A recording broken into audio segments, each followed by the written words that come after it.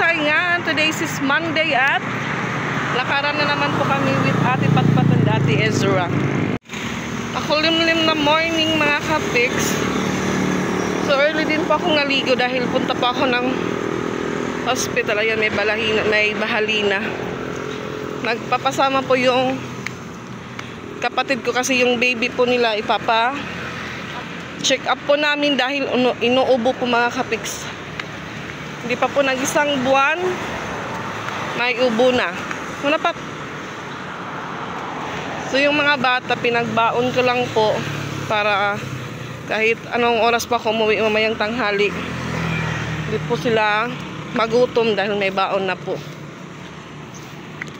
Hindi ko lang po ginamit yung motor kasi baka mabasa lang doon kinanika. At ayan mga kapiks, dito na po kami sa LPH at sobrang dami po ng pasyente. Mas dami din po yung mga bata. Yung nauuso po talaga ubo. So waiting na po kami sa doktor.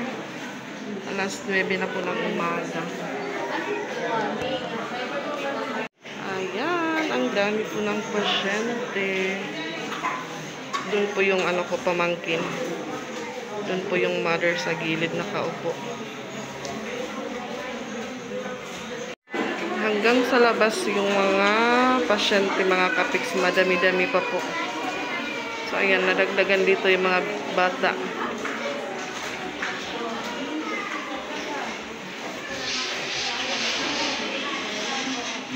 Wala pa pong doktor. 9:53.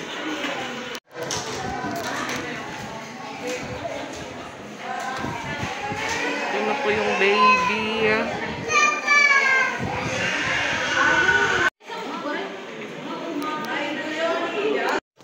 Na-admit yung baby.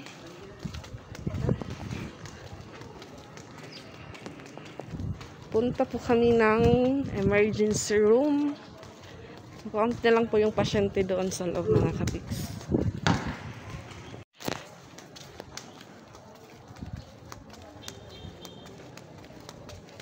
Kasi 2 weeks na yung ubo ng baby kaya kailangan na po siyang i-admit. Maano daw sa loob ng niya.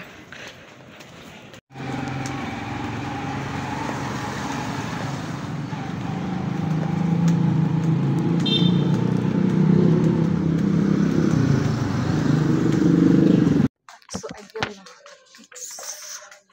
Ito na po kami sa loob ng ER. May chuchong sumakay ng pedicab. Alaga po nila tatay. So, bili pa ako ng gamot dito sa isang butika dahil wala po. Oo, butika ako, tay. Dahil wala po sa loob ng pharmacy. Sama po yung chucho. Ay! Nasa highway kami mga kapiks. Ay! Ayan, pabalik na po ako sa hospital. So, Heplak lang pala may mga kapiks yung ko. So, hindi po siya siguro lagyan ng dextrose. Gamot lang ituturok sa Heplak ng baby. So, buti na lang po yung dalawa. Inanhan ko po ng baon para ngayong tanghali. So, minessage ko po yung isang kapatid ko na doon na lang sila mag-lunch. Tapos pabigyan din po ng baon dahil hindi ko po sila nagbigyan ng baon para ngayong hapon. So yung sister-in-law ko po nagperma po siya ng consent form na hindi kami makakaano sa loob dahil puno po yung mga higaan. So sa labas lang kami, buti na lang po may nasingitan kami doon sa loob. Kasi kawawa yung baby, hindi pa po nag-isang buwan. Tapos ma-expose sa lamig sa gabi.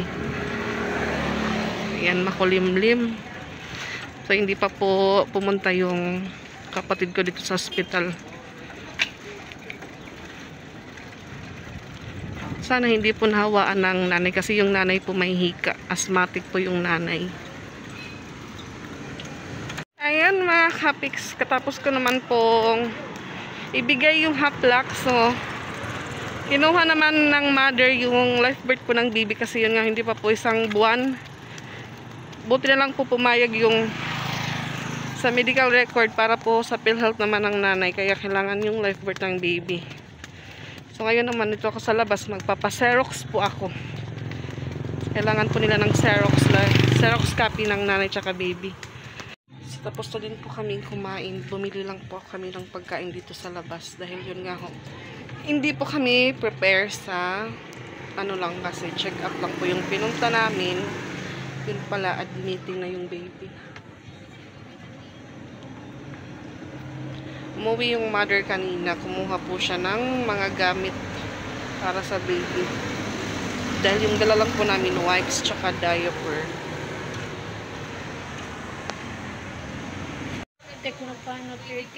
Diritek na sparkla. Pwede pa makaround.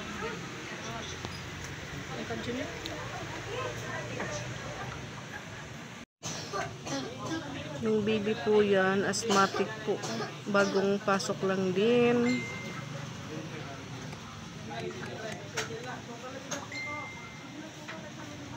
Bali, 6 po na dito pasyente.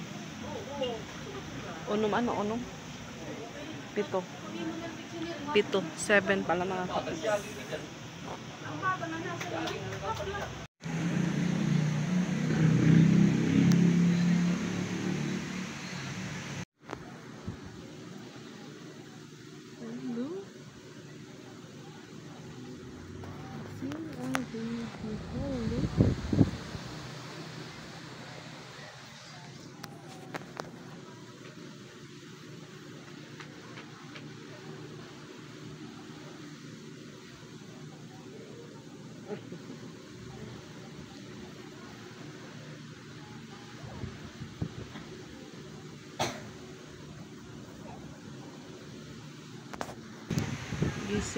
Gising ang bata.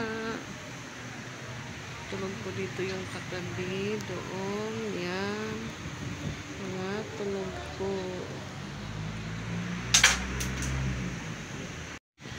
Ayan. Dilipat na po sila sa loob ng ward.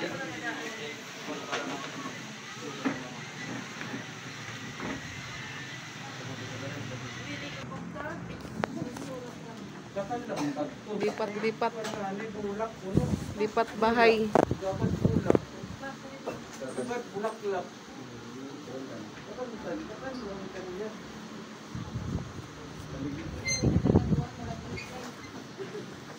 So yung dito pong nakaupo diyan, palit sila doon. Sila yung papalit.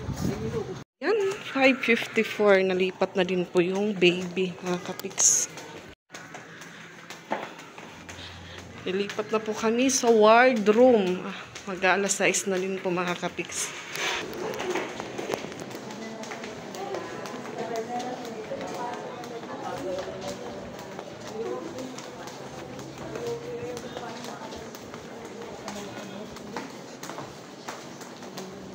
Nasa likod kami, nasa likod. Madilim yung lilipatan namin.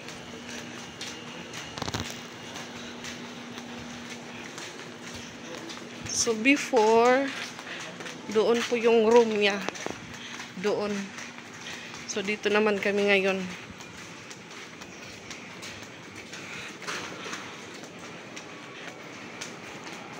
At ayan, umulan mga kapiks, gabi na po. So hintayin ko po yung kapatid ko. Pag dumating naman po yun, uwi ako dahil yung dalawa ko po walang kasama sa bahay.